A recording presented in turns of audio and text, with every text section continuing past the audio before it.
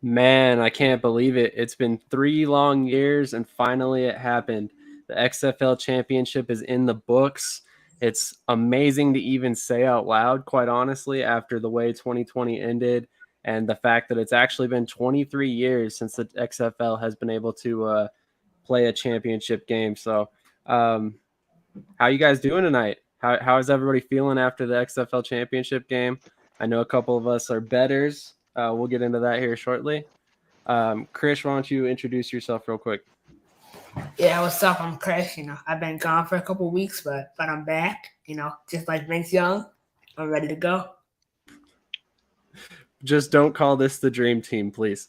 Uh, Mark, why don't you introduce yourself real quick? Yeah, I appreciate you having me on. Twitter handle at DFS_Marlin. You can find all of my content over at fantasyguru.com. Writing all XFL, USFL, all football content. So go check us out over there for that or any other sport as well. Absolutely. And then Michael Washington, why don't you go ahead and introduce yourself? I guess this is probably where I should plug my Twitter since I'm terrible at social media and I'm trying to do a lot better at it. Twitter handle is at MW77. It's spelled out. Trying to do better with it. I'm awful with it, but yeah, I don't have any real specific titles, I guess, other than just being the resident jaw jacker, I guess, or jaw talker or whatever. That's all I ever do. It's basically talk. That's what we're all here for. And then you can't see him, but he is here vocally. Christian Pierce of Pierce Sports Productions. You might have caught his Cavante Turpin video a couple months back that was freaking amazing, and many other videos since then. If you haven't, go check out his stuff. Christian, how are you doing today? You guys can hear me? Yes, we can. All right, yeah, I'm pretty good. It's a nice day out on the beach, and it's been good weather. Very nice. Where are you at right now? I live out in San Diego, so it's got the nice marine layer going on. There you go. San Diego, MLS, possible expansion for spring football. Yep. Bring it. Yep, 100%. Hey, I'm just going to throw it out. The San Diego Fleet was my team with the AAF, so I feel kind of upset that they aren't represented anywhere. Yeah. I hope Andy Paul Murray catches this segment right now because he's a huge San Diego guy. Every time he gets an opportunity, he's writing about it. In fact, he's got an article that's out there talking about the different venues in San Diego to put a team back. And he even campaigned for the Vipers to be moved mid-season to San Diego. But yeah, anyway, we're getting way off course here. But anyway, the XFL Championship is in the books. And as we all know, the team that nobody, and I mean literally nobody, expected to win, not only won, but they won in dominant fashion. So we're going to go to our resident DC Defenders fan. Michael, I'm sure you've got some things to say about this game. Honestly, for as frustrated as I was, I have nothing but respect for Arlington and what they did. I mean, they had a game plan, they executed it. They slowed DC down across the board, and the defense just couldn't get off the field. I mean, you scored on 6 of 7 possessions. They actually technically had 8, but the last one I don't count because it was just the kneel downs. But you score on 6 out of 7 possessions. I mean, you're doing something right, and your game plan is being executed flawlessly at that point. Because I don't know if you remember, but the very first play, Luis Perez got rocked and threw up this kind of like weird chicken duck ball that just happened to get caught. And I don't know what a chicken duck is, but it's a new term. We're going to run with it. But he caught it, and one of his receivers caught it, and the next thing you know, it was a first down on the second play, and it just felt like DC just never got pressure on him again. And whenever they did, the ball just kind of, the brakes just went Arlington's way. I mean, DC had a chance at the end of the game. Chris Blair dropped that wide open. If he catches that, he's gone. It was in stride, perfect pass, and that would have turned around and given them within a touchdown at that point. And maybe it would have rejuvenated the defense, but instead we ended up punting. It was just those were the breaks that DC had all year that they just didn't execute against Arlington, and I don't know if it was Greg Williams' game plan or if Arlington was just well more prepared and made adjustments compared to the game that they played in week 7, week 8, and DC didn't, and that's just ultimately what you have to do. You have to be able to change your game plan, and Arlington just looked more prepared, and hats off to them. It sucks. I mean, the DC, team, the players took it really hard. They've been really hard on themselves on Twitter. David Bellamy specifically was pretty harsh on himself after that loss. So don't tell me that these players don't take these XFL championships seriously, because they absolutely do in this spring ball for sure. Because absolutely they were pretty upset, especially David Bellamy. Well, let me preface what I'm about to say by saying I am not saying these guys are all money motivated, but there's a fairly large win bonus in the XFL for the championship game. So I'm sure they wanted to win that game. There's a reason why those win bonuses are good for leagues like this. Let's go to Krish to make sure he's awake. Krish, what were your thoughts on the XFL championship game? Man, I just want to start off by saying what a great season of XFL football. They came back. They came in hot. They destroyed the USFL. And it's been a great year. I want to congratulate Arlington on the win. Specifically my boy TJ Barnes down there. D Lyman, made a couple great tackles. Congratulations on a great career. And I want to also congratulate one of my other boys who didn't play for Arlington but was on the reserve list because he took another job in town. But, still, the championship counts for him because he would have been on the team. So I count that. But, I mean, what a game. What a game. I mean, the broadcast, the production, everything. I mean, ESPN, they knocked it out of the park. I felt like I was watching a legit national championship game. And I have so much respect for that. Like, the energy they built around it, they built it up very well. 20,000 fans in the Alamo Dome. It looked great. No, I mean, I think DC, unfortunately, ran out of steam, They didn't come to play. Obviously, they played dirty all year. That's how they play. And they got beat at their own game. I mean, they lead the league in unsportsmanlike conduct penalties and active play penalties, according to my stats.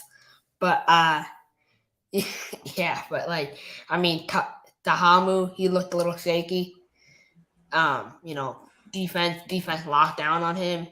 Obviously, DC defense has been dominant all year, and I thought that was going to continue. But Tyler Robb, man, I mean, I said it from day one, he's a special kid. So, excited for him. Abram Smith, he played a nice game.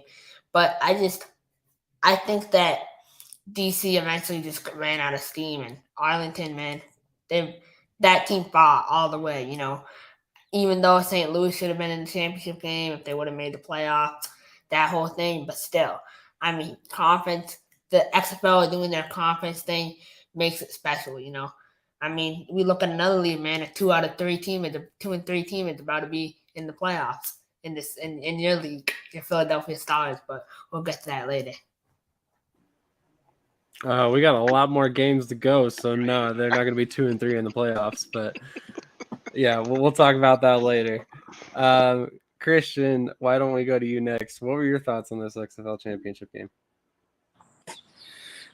One thing I will say that kind of rubbed me the wrong way was, unfortunately, it wasn't as good as the USFL Championship game from last year. Maybe I'm a little biased because I am a Stallions fan, but that game was basically entertaining through and through. It wasn't the Stallions were gonna run with the ball, they're just gonna win the game, they're never gonna get a shot. The Stars had a chance, they always did, and it was a close game. This one, by halftime, even though with the 3-point conversion rule, they still were close. I kind of already knew they weren't going to catch up.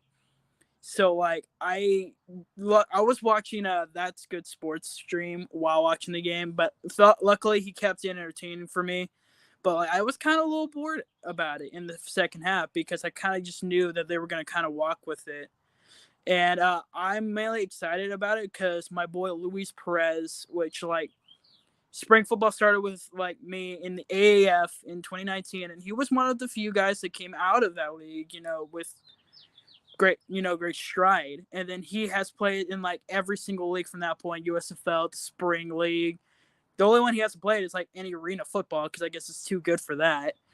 So it's just cool seeing a lot of the boys, and a lot of the Renegades guys were like from the AAF too, like TJ Barnes and Davion Smith, like a lot of guys that were in that league that won, which was a bit different from the Stallions when it was a lot of NFL dudes like Magoo, who just like got dropped off a roster, or Victor Bolden, who got dropped off a roster. There's a lot of relatively like fresh names that weren't around in 2019 because they were actually on the NFL rosters.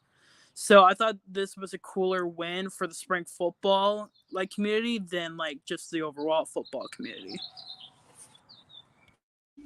That's an interesting take. Mark, what was your thoughts on this XFL Championship game? Well, I mean, I've been saying it, like Arlington, they've just been playing great football, sound football for the last several weeks now, and it all changed obviously when Luis Perez was traded to Arlington, and that kind of forced a deal, I would say. But at the end of the day, I thought the difference in this game was the fact that Michael Joseph wasn't on the field, and like it was weird. I thought it was crazy how everyone was active, including him. He was active, but he just, they decided to hold him out because of injury. So that injury was one to watch. And the fact that he didn't play in this game, I thought was the difference maker, because they went right after Tyler Vaughn's. They exposed the exterior, and then they opened up the field for Sal Cannella, and it was no turning back. At the end of the day, Tyler Vaughn's had an 8 for 83 game and a touchdown. So, you look at it overall, and Luis Perez went off. He had a great game. DC has been the worst pass defense. We've been saying it all season long at this point, and they proved, time and time again throughout the season that they were the worst pass defense in the league, and we saw it on full display in this game. So, I think the optics, I'd like to address the fact that the elephant in the room, right? The optics were, people that don't follow the league, how could a losing team, a team that was under 500, go and win the championship? But look, at the end of the day, Arlington had a great team going into this season. The only thing they were missing was a quarterback. They made a move for a quarterback and a guy who figured out an offense on the fly.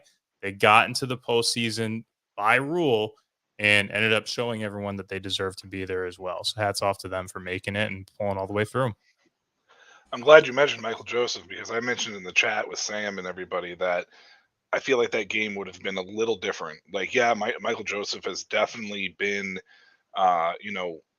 kind of some at points a liability, but he reminds me so much of Channing Stribling. And when I was watching the Stars game this past weekend, that it just was like seeing what Channing was doing when he was on was what we were missing completely through the entire game against Arlington. And I knew that there was a chance he wouldn't play. I think they wanted him active just to test it out, and to try to see if he could give it a go. And I don't think warm-ups went the way that they wanted it to. So I don't even think it was warm-ups. The way that they kind of reported it almost made it sound like, hey, just all of our guys that are with us, we made them active no matter what, because we want them active for this game, regardless of whether they're hurt or not, just to be like a part of the team, I guess. But I think the game would have been completely different with Michael Joseph on the field, because he's a physical cornerback. Tyler Vaughn's is going to get Tyler Vaughn's is a great player. He's a very athletic receiver. But I think he's a player that you could absolutely disrupt in press coverage and right off the line. So I think that Michael Joseph, that's kind of right down his wheelhouse. So yeah, it was a lot less press coverage without Joseph on the field. It was a lot more zone and laying back. So I think it would have definitely changed. It kind of reminded me of the Super Bowl that the Eagles won. Like, I feel like that game may have gone, no offense, Sam, because by any means, I mean, you guys absolutely killed New England in that game as far as offense and defense was concerned. But if Malcolm Butler had been on the field in that game, I feel like it may have gone a little bit different. So that's kind of what this reminded me of with the Michael Joseph situation. Much like the Arlington Renegades are saying right now, I'll take it. Yeah, no doubt. Anyway, and congrats to Luis Perez too. Yeah, 100%. Congrats to Luis Perez. I am happy for a lot of the Arlington guys. I just, as a DC Defenders fan, obviously it's bittersweet because, I needed mine. All right, I'm going to need your guys' assistance on this one, because I'm sure I'm going to forget some names. But I know that Coach Heimbach, the offensive line coach and special teams coordinator, He was with the Birmingham Stallions last season. There was Doug Costin, defensive tackle. There was Victor Bolden, wide receiver. Help me out, Christian. I know there's 2 players I'm missing. Cameron Hunt, who was on our offensive line, Thank you. he was all USFL. And you're saying one more. I can't remember. Was he? Yeah, Cameron Hunt was the only other one I can remember off the top of my head. That's fair. I'm blanking out. I should have written this down before we came on because I meant to mention it. But anyway, there was 4 players that carried over from the Stallions win over the Stars in the USFL Championship last season, and then just won the XFL Championship as well. And in fact, I think Doug Costin, Cameron Hunt, and a couple other of those guys signed NFL contracts in between. So those guys really cashed out over the last 2 seasons playing spring football, getting a little bit of NFL money, and then going back to spring football once again. I mean, just throwing that out there because that is one thing that not a lot of people are talking about, in the fact that a lot of these guys made that jump. I mean, they've got some substantial win bonuses on both sides in the past 2 seasons. But moving on to the next topic at hand, let's look at the USFL Week 5 games. There were a lot of upsets.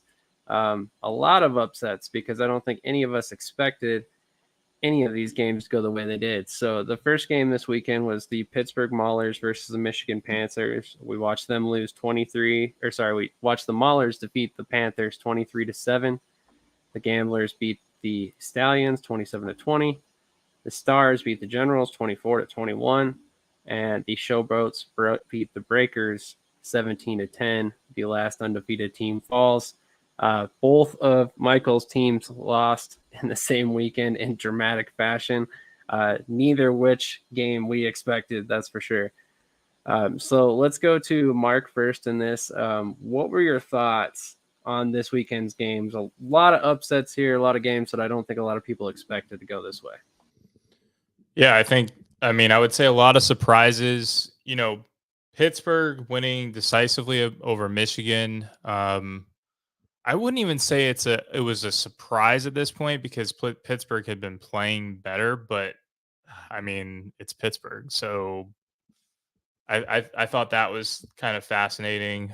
Michigan's defense, just when you thought they were the real deal, all of a sudden it's like, where are you guys at? So that was an interesting game. The Gamblers with Wilson, that kind of, to me, that was the most surprising in the sense that I did not think that ball from Terry Wilson he showed me something, because I didn't think you could really trust him at all in the passing game. So that was I think that was a big moment for him as a player. You could tell they were pushing him with, oh my God, what's his name? Cozart.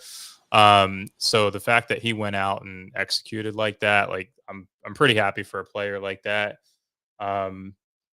And I feel terrible for Darius Victor. I mean, we all know he's better than that, but 3 fumbles is, you're in the doghouse, I think, after that, unfortunately. So I'm hoping for better days for Darius Victor. I think he does bounce back eventually this season, but that was pretty unfortunate as well, which ultimately led to the Stars winning. And of course, Aguilar getting a record-setting 8 field goals in that game. So a lot to talk about with Aguilar here in a second. What about the Showboats win over the Breakers? Was that shocking to you guys like it was to me? Yes. Definitely. I mean, yeah. Memphis, I will say that I don't know if New Orleans had any injuries as far as starting linemen were concerned, but the offensive tackles, both of them really struggled in this game, and I don't know if there was any changes. They didn't allude to it on the broadcast, but then again, also getting any information from the USFL broadcast is essentially like trying to perform a root canal on a crocodile. So I don't know what happened there, but it was a tone setter from the start with those tackles just struggling for most of the game because they still move the ball. MBT was still pushing the ball down the field. They were able to get yardage. It just drives were getting killed on third down. which you can't do, obviously, if you want to play football and win. You have to convert 100%. thirds. 100%. That's what quarterbacks are paid for. That's what I've always been told since the first days of me watching the NFL 20 years ago. Krish, why don't you give us your final thoughts before you got to get out of here? So yeah, first of all, Troy Williams, man, I apologize. I was very low on you to begin the season. I mean, you know, not gonna lie, you played horrible to begin the season, but you slowly improved. And I really think whoever the quarterback coach down there is, man, like he deserves a raise. I mean, Troy Williams had just progressively gotten better, and it's really surprising. I hope he keeps it up. And then, the Stars finally winning a game. Oh my!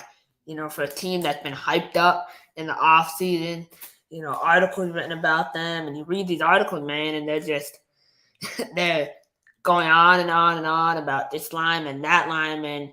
I'm like, man, some of these linemen, man, I just wonder where they find. I don't know if they go to a local movie theater and recruit some of these guys, man. Oh my God, they can't run down the field.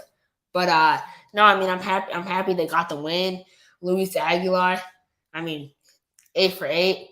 Pretty embarrassing that you can't score on offense. Case cook it. But look, it's not all Case. And I'll say this again, man. I'm a Patriots fan. I deal with it with Mac Jones too. Mac Jones is not bad. It's his offensive linemen that are bad. Case has to deal with the same thing. Getting hit from behind, tip balls, all these things. Like, it's hard. To have, and then obviously you go on the other side, Darius Victor, we talked about. 3 fumbles in the game. Like, at some point you gotta look in the mirror and realize, it's football for me. And I think Darius is a really good player. I've said this. And everyone has bad games. But 3 fumbles is like real bad. Like real bad. So you have to figure out, what are you gonna do better? I would be calling back home, making some payments, getting the rent ready, figuring out what your next steps are. So that's my message to Darius. Kyle Loretta, he came in. That game time drive he had, he made a couple short passes. He looked pretty good, and I was happy. Preseason legend for the New York Giants, so really good to see him come in and do his thing. Obviously, I want to see DeAndre Johnson back there, but you know what? They can split reps. I hope they split reps going forward like they did this game. But I know people kind of are fast to kind of decline on DeAndre Johnson. And then we go to the Showboats game. McLeod, what are you doing, buddy? Come on now. McLeod, man. I gave McLeod credit, making some good passes. But then all of a sudden, man, it's just. So you're going to give Case Cookus a pass on the offensive line, but the Breakers play the worst offensive line game of the entire season, and you're blaming MBT? It's so weird. Their offensive line is rough, I won't lie. But, I expected more from the Breakers. And then, obviously Michigan we talked about, like, they're awful. They need to go Carson Strong. Eric Marty, I know you're probably watching this on LinkedIn, man. Like, what? Come on, man. Carson Strong time. Let's go. I love Josh Love, but at some point, man, the love has to come to an end. Let's go suit up and go with the Strong. Overall, I would say it was a pretty decent week of USFL football. I'm not gonna lie. If I had to change teams, I would be a Gamblers fan, but I can't do that because I've already switched teams too many times. Even I will admit that. Now, watching Birmingham go down to Houston was as good as it gets. I'm a Magoo guy, man, but man, y'all have some real problems down there. I believe in Skip. I love the program he's built. He's built it really well. I thought that UAB should have hired Skip. And I know Skip was in consideration for that job, but Skip's a real coach, so he'll get it right. But man, Houston, Curtis Johnson, man, their receiving core in Houston, I will say on the show, is point blank the best receiving core in the league. Houston, and you can give me that look. But till Corey Coleman can catch more than a 20-yard bomb, I mean, we get a problem, man. We get a problem. So I'm a pretty good week of USFL football. I would give it, I mean, out of 10, because my ratings are really important. Out of 10, I would give it a solid 7. It couldn't get better. It could be really worse, but a lot to improve on. And with that said, the sensei is out. Have a good rest of the night. I'm coming back hot. Let's go. Let's go, baby. Hot takes with Krish. Terry Wilson. I do want to give credit because Mark did mention Terry Wilson, and I got to tell you, he looked really, really, really solid. He made some of the best throws all weekend in all the games combined that took place there. So kudos to him. The gamblers like Curtis Johnson, man. I mean, I got to give him his props because nobody expected that with the late change at the head coaching spot. That defense was ravaged with like how many starters did they end up losing or whatever it was? They lost a ton, didn't they, Sam? And I just Houston, man, they're looking like the real deal down there. And then Michigan on the other side. I think I mentioned it last week. Josh Love is he's starting to look like the Josh Love that was at Pittsburgh, and it's not. I don't know if it's going to be sustainable for them. They're going to have to commit to maybe making a quarterback change and sticking with Carson Strong down there. So if they want to win games, because the North is wide open, and right now Michigan is not looking like they're probably looking like one of the worst teams in the league right now, which is unfortunate. Yeah, it's been a crazy change of pace there. I mean, honestly, it's kind of funny that Chris said everything he did. That, I mean, obviously, I don't even know where to address everything, so I'll just leave that alone. But basically, Carson Strong threw 23 passes in this game. Josh Love only took 12 attempts. So they are leaning more towards Strong, but I would agree that they need to just pick a quarterback and go with it. Eric Marty, if you are watching, I doubt you are. You're probably, focused on your next opponent. We talked about this, man. I want to see Carson Strong, former Eagle player. But anyway, I definitely think that regardless of who you pick, you need to pick one because it's throwing both guys off their rhythm. We've talked about it at length. Michael and I both believe that if you're going with the 2-quarterback system, they need to give you 2 different things. Carson Strong and Josh Love are basically spitting images of each other in terms of what they give you. One's not a dramatically athletic version of the other. Let's put it that way. Strong's knee looked all right. I mean, he did take one hit there where it looked like he was holding his knee, but he came back the very next play and ran, 14 yards sideways because he was under pressure. But that's beside the point. His knee looked all right. So I hope it's good throughout the course of the week and it's not too bad. But I was surprised with the mobility, considering all this talk about his knee being such a huge concern and whatnot.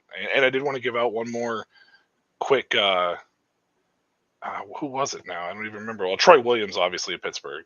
I think I picked Pittsburgh to win last week, and I mean, I told you guys week 2, they need to stick with him. Coming out of week 1, they should stick with him. Like he's just he looks good out there. He looks really good. So, ironically enough, we all picked Pittsburgh. That's right, because you were like, I was surprised it was a clean sweep, because that's right, you said that. I remember that now. So, get this. Mark picked their score. Spot on, 23. 23 points. He picked 20 points for Michigan, but we all had him right around that range. You said 24-20. I said 21-18. So we all had him scoring about 21 to 24 points and winning the game. So that's kind of ironic that we actually all lean that direction.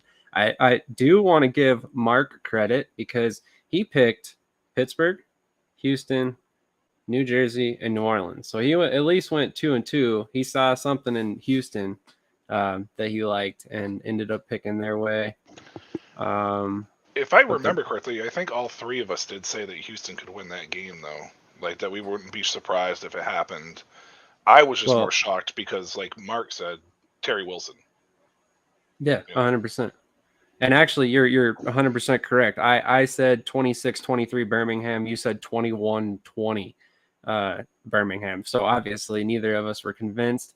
We all said New Jersey, and we all said New Orleans. We all thought New Orleans was going to blow Memphis out. We all thought New Jersey was going to blow out Philadelphia. Yeah, I was gonna say, I think we were probably the most wrong in the New Jersey-Philadelphia game. Yeah, in fact, I'll go ahead and read our scores real quick. Mark had 31-13. Mike had 34-14. I had 31-24. So I technically got the Stars score right, just not the opponent's score. But Christian, we kind of left you there silent for a minute. What are your thoughts on these games and all these upsets? I mean, I know you're a Stallions fan, so did you see that coming at all? Well, I'll start off with the first game, which was the Panthers game. And like, if I haven't been on in a couple weeks, but if I recall, when we talked about the Maulers, I said they're a very raw team.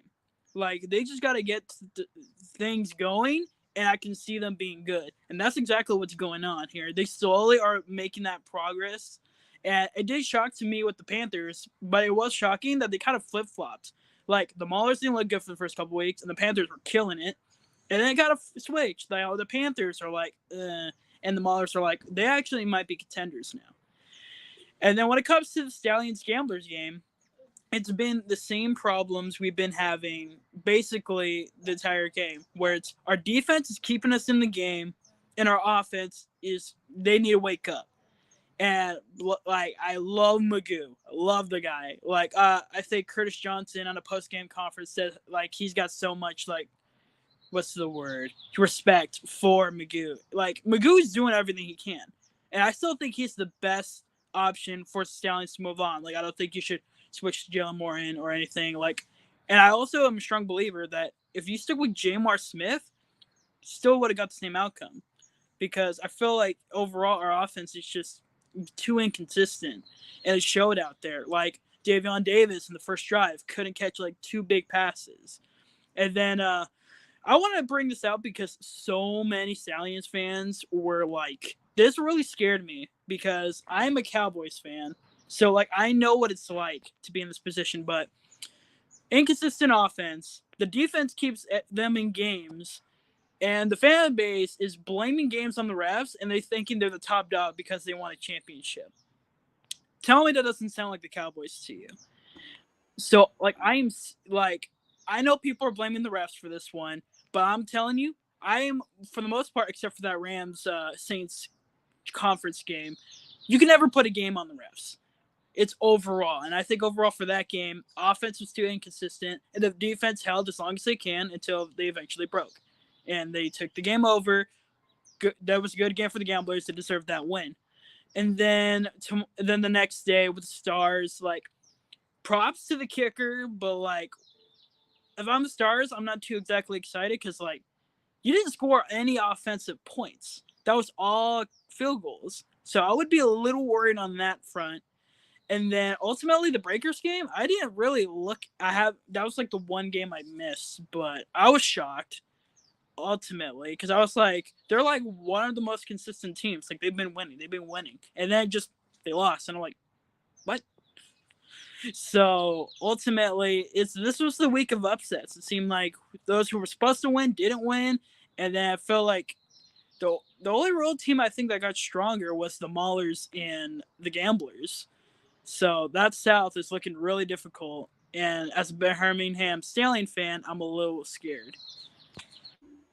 No, I think that's a great take. It looks like we have another imbalance in between the divisions. I mean, you look at how the XFL stacked up. The South was way better, the South was way worse than the North, and we got it opposite in the USFL, where the South is way better than the North currently, which I would not have predicted this at all. I was not a huge fan of the Curtis Johnson hire. I know he was a prior head coach on the college level. I just personally wasn't sure what to expect. I was a huge fan of the Mike Nolan hire. I was a huge fan of the Ray Horton hire. I was a huge fan of the John DeFilippo hire, but I just wasn't sure what to make of what all these rosters were going to look like after all the turnover that we saw this offseason. So it was interesting to see this week. I think we kind of reset our expectations for everybody this week.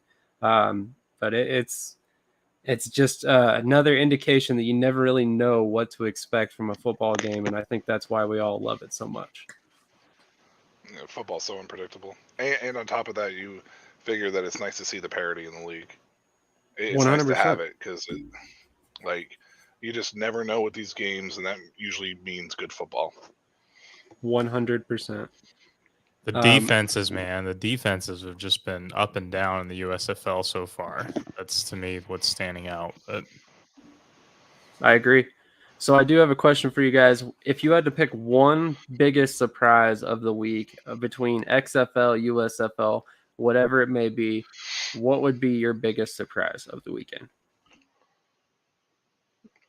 For me, would probably be the Gamblers beating the Stallions. Believe it or not, I know that it would probably be easy to pick the Showboats over the Breakers or the Renegades over the Defenders, but I don't. When you have a backup quarterback and you're in a situation where new head coach so close to the start of the season, a defense that was ravaged by the XFL and NFL alike, and you're predicted at the ranked 8th in the power rankings across the board, and people were comparing you to the Orlando Guardians at the start of the season, and to be able to go in there and beat the defending champions in a pretty good manner, I would say is probably one of the biggest surprises, even if they're trending in the right direction, just because of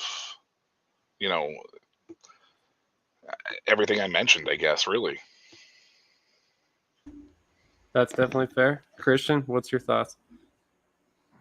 I really liked his take because I also thought the Gamblers were a very just disorganized team, and they shaped up and beat us pretty good. But I think my take would be what I thought was more confusing to me was the Stars not scoring a single offensive touchdown with Case Cookis. Because we all know Case Cookis, we've seen him at his peak.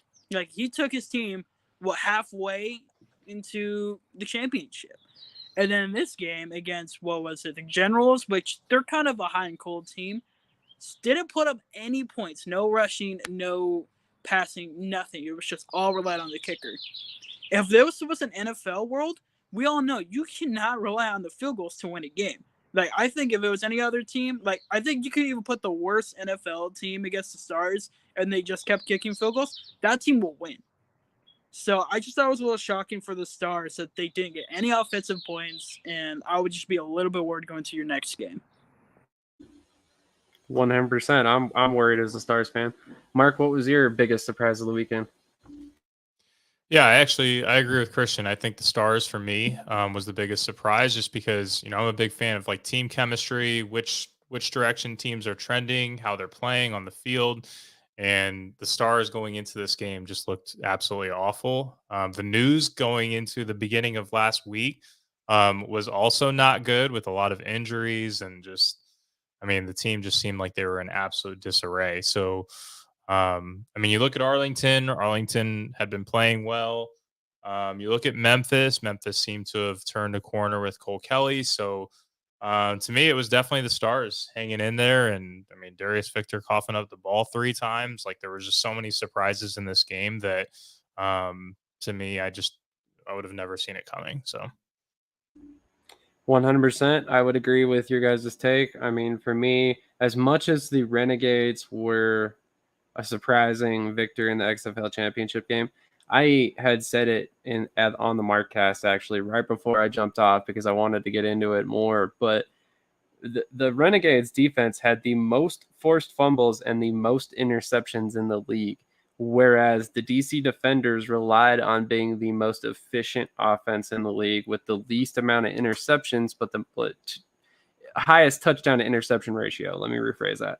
So with that being said, I knew that if the Renegades could get a couple turnovers, that it would flip the script of the game, but I didn't expect it to be in such dominating fashion. So, that was kind of surprising, but when they got 3 interceptions, it's hard to say that it's surprising that DC lost when they threw 3 interceptions.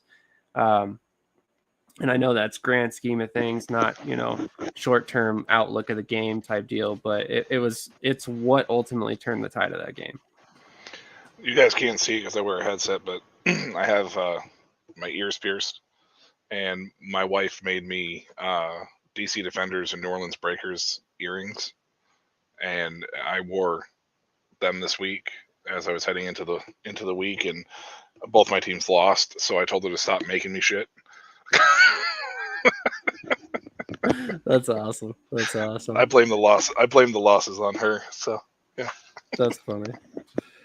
Oh man. So speaking of everything that we just talked about and the turnovers in the Stars game that ultimately amounted to a victory, we're gonna go right into Michael's segment that don't impress me much. That don't impress me much. I hope this works out okay. My internet's been kind of choppy here recently, but this week on my segment here that don't impress me much, it's Darius Victor. We've mentioned it a few times already. 3 fumbles, poor overall ball handling skills from him. His arms are massive. I didn't realize how big his arms were until they really like showed him after, I think it was that second or third fumble. Basically, I don't like ever blaming one person for a loss of any sorts, but Darius Victor played a large percentage into this loss for the Generals, because if I am correct, I think 2 of those fumbles came in Stars territory, one inside the red zone, which led to field goals, I believe. I think it was like 6 points off those fumbles for Philadelphia. So you take away those fumbles and you handle up your ball handling skills a lot better, and this game could go in an opposite direction, considering it was only a 3-point victory. So this week, Darius Victor, that don't impress me much, man.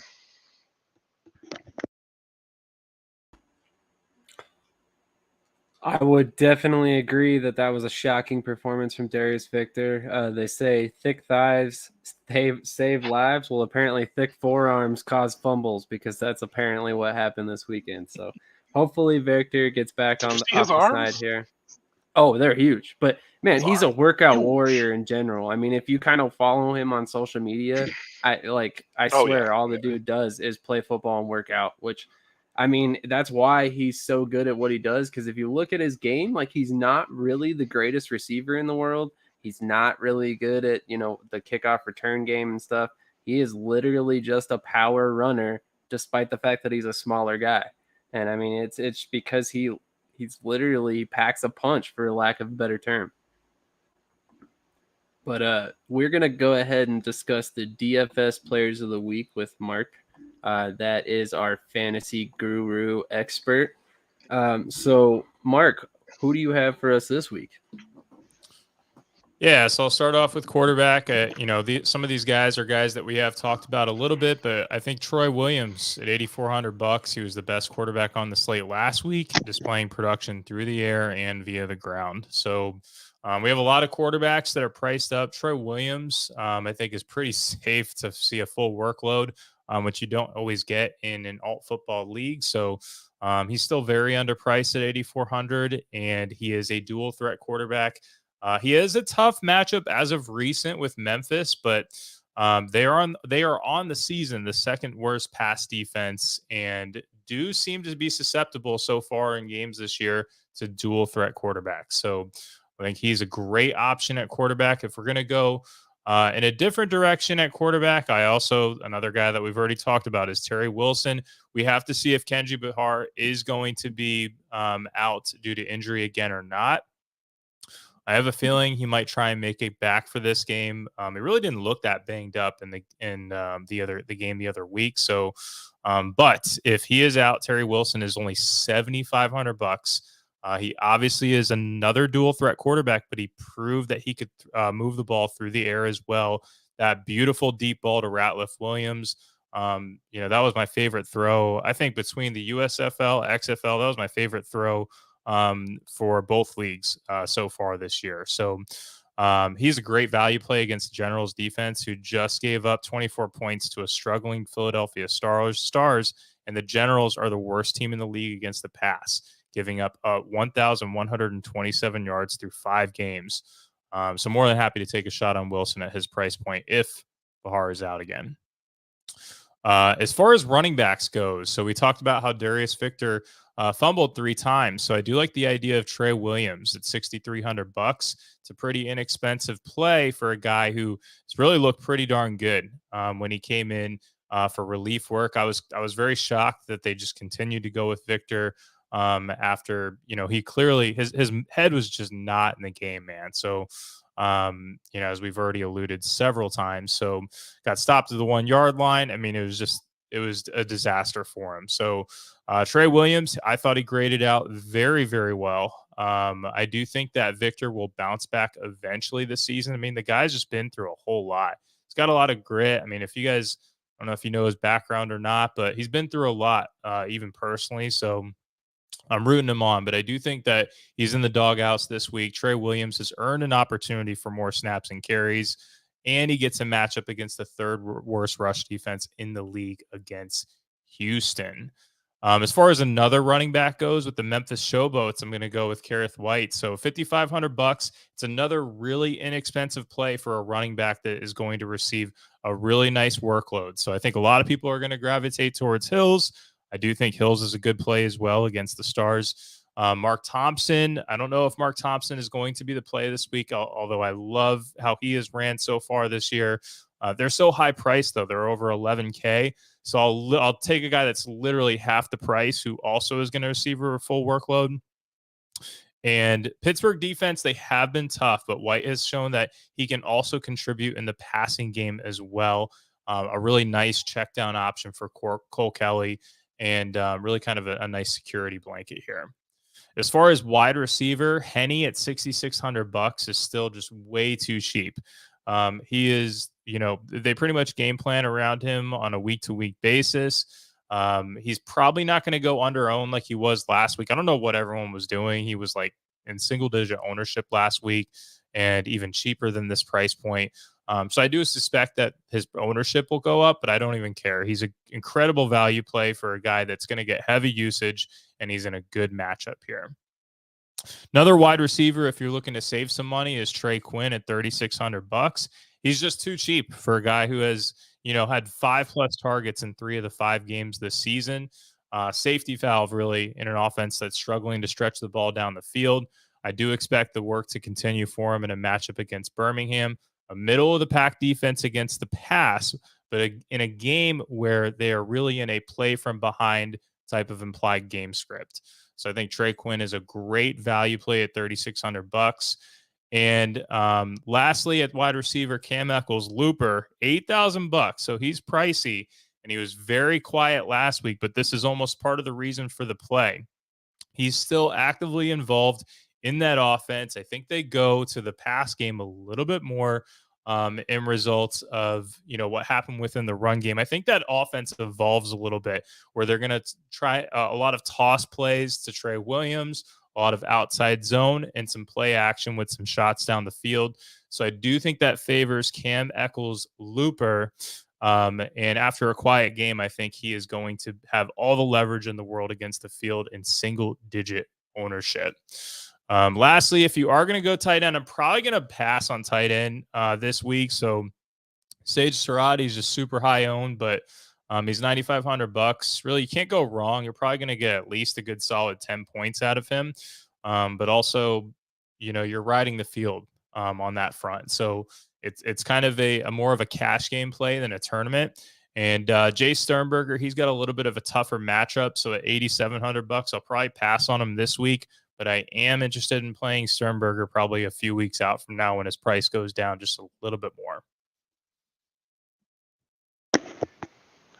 I would say, have you seen the trend, Mark, with this real quick while we're on the subject of in the spring leagues, it feels like you almost have to pay down at running back and wide receiver because it's like 1 or 2 tight ends and it's like 3 or 4 quarterbacks that you're going to really want to be able to get, unless you happen to get one of those backups, right? There's not as much variety in value plays. Absolutely. It's harder to hit on a value play because the games are so volatile in general. So you got to follow the usage at the end of the day. And if you can get some lower priced options that, do receive some heavy usage, that opens up the whole thing. These contests are small enough where end of the day, There's just a lot. There's a lot of people that play these games that just spur of the moment play them and have no idea who they're playing or what they're doing. So, just don't overthink it. I think, in my opinion, from a USFL DFS perspective. That's fair. Definitely fair. So moving on to the next subject at hand, there have been quite a few XFL players already signed on the first day of eligibility today. If you weren't aware, it was the first day they could actually sign an NFL contract. Prior to this, they were allowed to go work out with them, but they could not technically ink anything official. That changed today, and we saw 11 players signed. If you give me just a moment, I'll pull up the list here. We've got defensive lineman C.J. Brewer, went from the Roughnecks to the Tampa Bay Buccaneers. Lucas Dennis, safety, from St. Louis Battlehawks to Atlanta Falcons. Ben DiNucci, quarterback, Seattle, went to Denver. Austin Below, defensive lineman, Seattle to Seattle, ironically enough. Jack Heflin, defensive lineman from Houston Roughnecks, goes to New Orleans Saints. Antoine Jackson from Seattle to Carolina. Nico Lalos from Seattle to New Orleans. LaCale London, defensive lineman from St. Louis, Atlanta. John Parker Romo, the best kicker in the XFL in my personal opinion, went from San Antonio to Detroit. Bryce Thompson, safety, from Seattle to Miami. Barry Wesley, offensive lineman, Seattle to Atlanta. So first real quick takeaway is 6 of 11 players signed are from Seattle. Does that surprise anybody given the background of Randy Mueller? It doesn't surprise me considering when you look at the overall players that were signed there. Ben DiNucci, I don't think, did you mention Ben DiNucci's name? Did you say it? I don't remember. But yeah, I think overall, you take a look at Seattle, I'm a little bit more surprised that some of the Battlehawks, like more of their in the trenches guys, didn't get signed as depth pieces somewhere to a teams, because I felt like St. Louis had one of the better front sevens on defense and front five and offensive line in the league. So I'm curious about what's going to happen with these defenders and Renegades once they take the time to celebrate here and see how many players from those two teams end up signing over the course of the next week or so. Because let's face it, those are the two teams in the championship games. You should be expecting a decent amount of players to go. So, and I believe the guy that signed, I forgot his name already. You just said it. The guy that signed from Seattle to Atlanta, I think he was the first one to get a camp invite too from the XFL. Wesley. Yeah, I believe you're right. Yeah. So I wanted to be clear, the list I was reading was the XFL official list that they put out today. XFL Analyst has reported that there are some other players that have signed. I'm not going to get into all of them right now. I'm just saying, if you'd like to see some of the other players that will probably be announced in the next couple days, go check out XFL Analyst on Instagram or Twitter. He's very good about producing some of that stuff. Although take everything he says with a grain of salt, much like every independent media source, just to be clear. Sometimes we can make mistakes. Some more comments here. Sorry, go ahead. I make mistakes every day. 100%, as do I.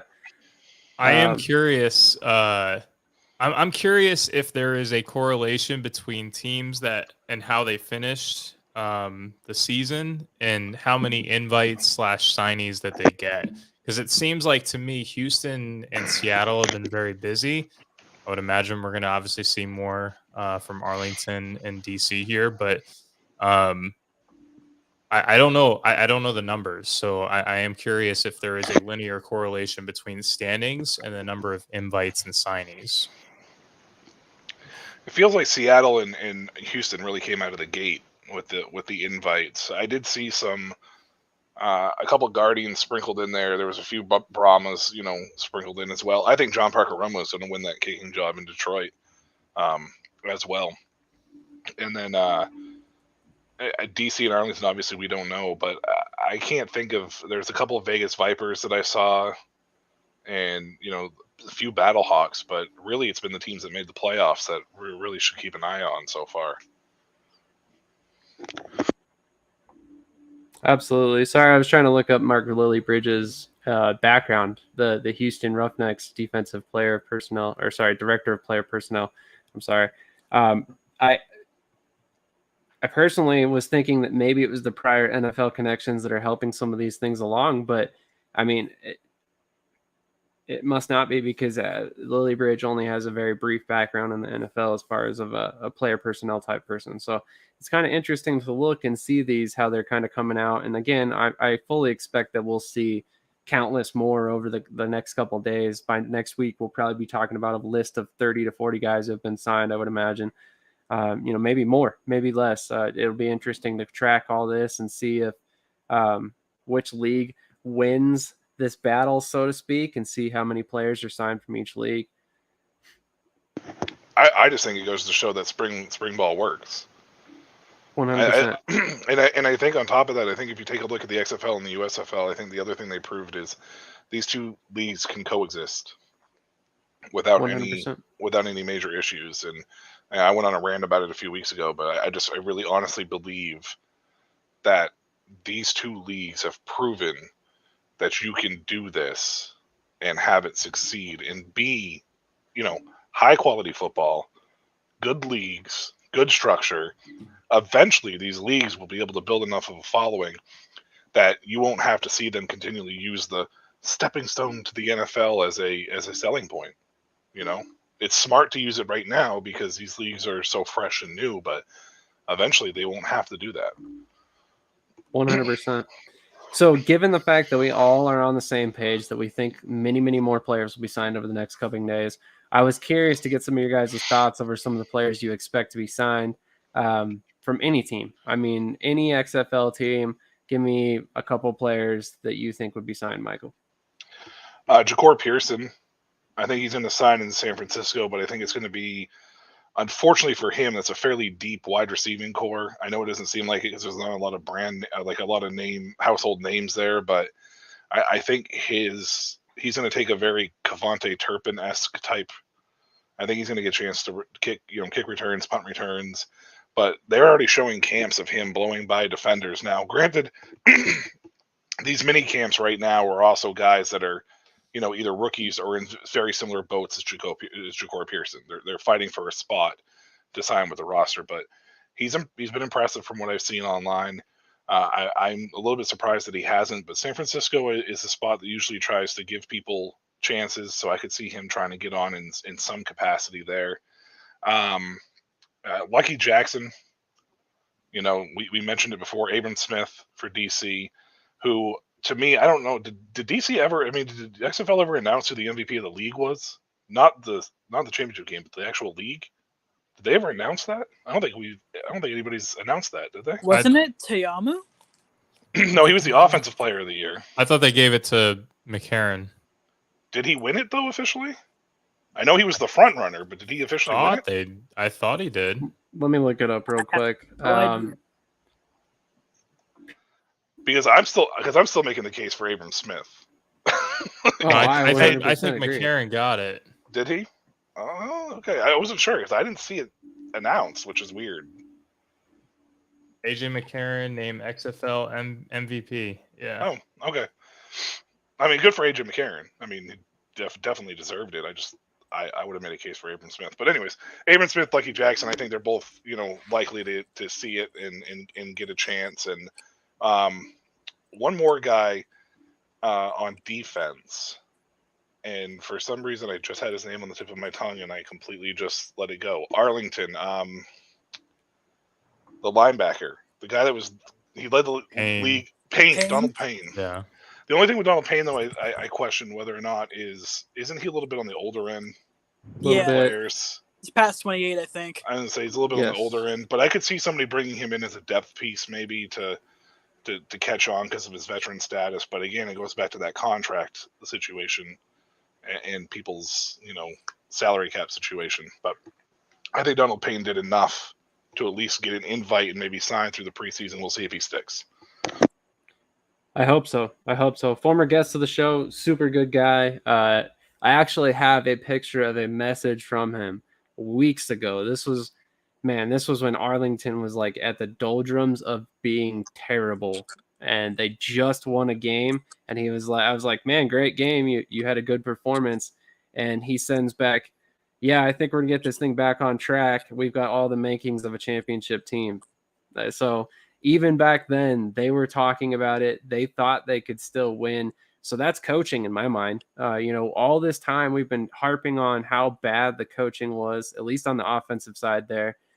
And it turns out this whole time, coaching is kind of what kept them together and kept them through all the adversity that they went through, and ended up winning a championship because of it. Made no mistake about it, though. That offense was dreadful for a very, very long time. It was 100% offensive play calling was really it was really so bad. It was so bad for a long time. In fairness, though, they didn't have a quarterback. Clearly, sure. the guys that they had, they did not believe in at all. So, who did they start the year with? It was Kyle Sloter and Drew Plitt, and then Kevin Anderson is the third. Now we all know Sloter is the QB3 in Birmingham. I will give Drew Plitt a little bit of a pass for this year, because he would be considered a true rookie. So I just don't know how much Coach Hayes really trusted on trying to open it up for him. And apparently Sloter just never meshed well there, or whatever it was, because that wasn't the offense for him. And he was complaining on social media. His attitude, man. And that's probably why he's the third string quarterback in the USFL now. We're not going to see him. I don't want to see him on the field. I don't think he's a fit for the team, but whatever. I thought it was a terrible signing by Birmingham, personally. Yeah, I'm on that boat. I guess we'll see. We'll see what happens. It's going to be interesting. But Pierce, any NFL players or any XFL players bound for the NFL in your opinion? Well, I'll try to bring some up of my personal team, the Guardians, because honestly, there's not a lot of guys you can really bring up. I know Dormany, I think, got an invite with the Bills. I don't really think that's going to come out of anything. I know Devin Darrington, who evolved over Jermaine Martin, he got an invite by the Commanders. I can see that shot. That's a def piece there. And then Cody Latimer obviously was our biggest piece, but the problem is he's in his 30s. Nobody's going to want him. So I don't think he goes anywhere. I think there was also another dude, Kavion Patton. I think he was a defensive tackle. I know he got an invite. I feel like he could definitely get picked up. So he's probably my elected favorite to get picked up in that team specifically.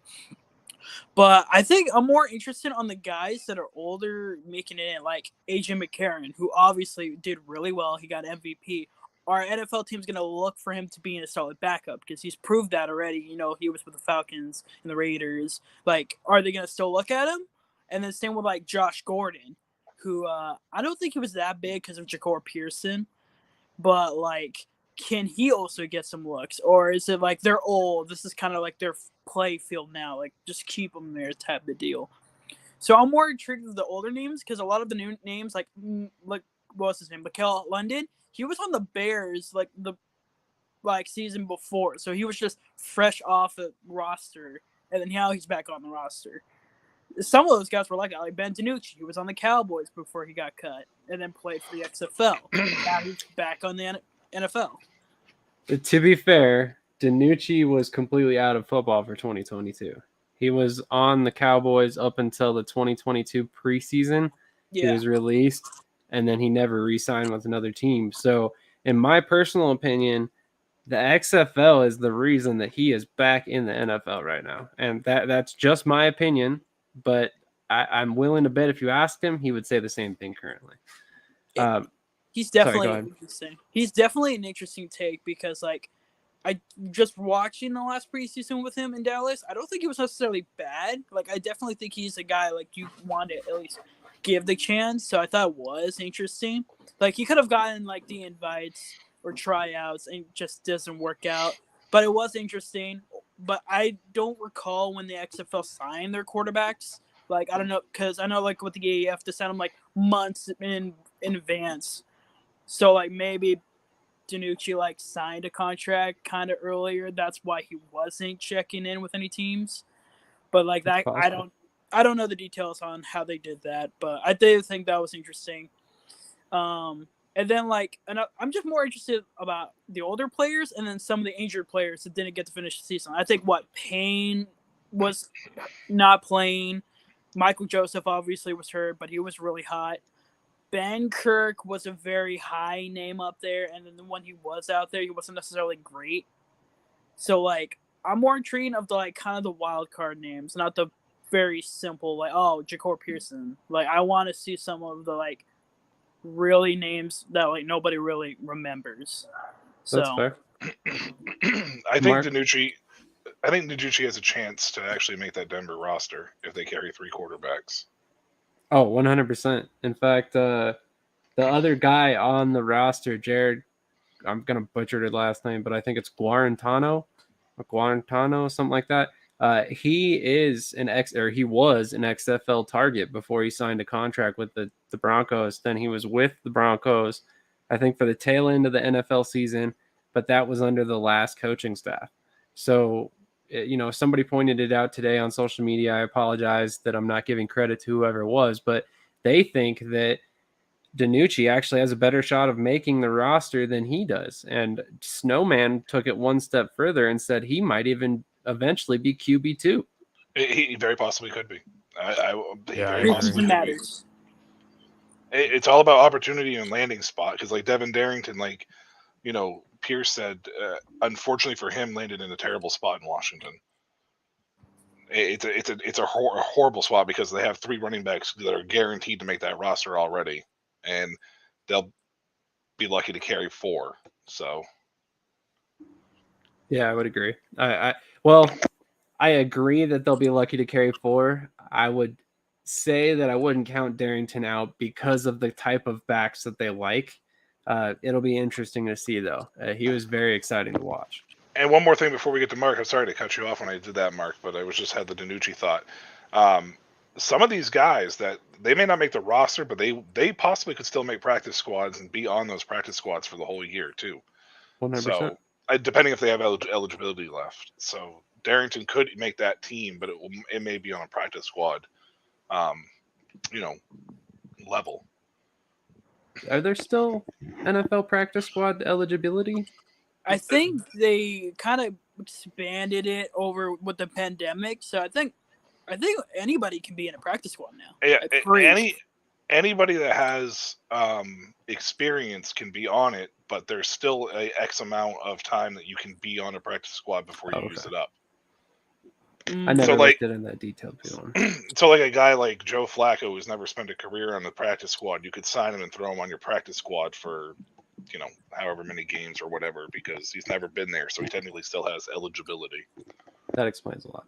All right, now that everybody's talked, Mark, what are your NFL to XFL players or XFL to NFL?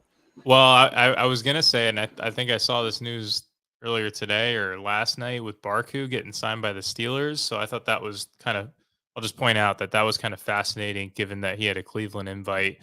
Steelers are notorious for going after XFL guys. They went after XFL guys hard after 2020, just after the 5 games. So I would not be surprised. I could see Hakeem Butler possibly getting a look here with Pittsburgh and possibly even signing.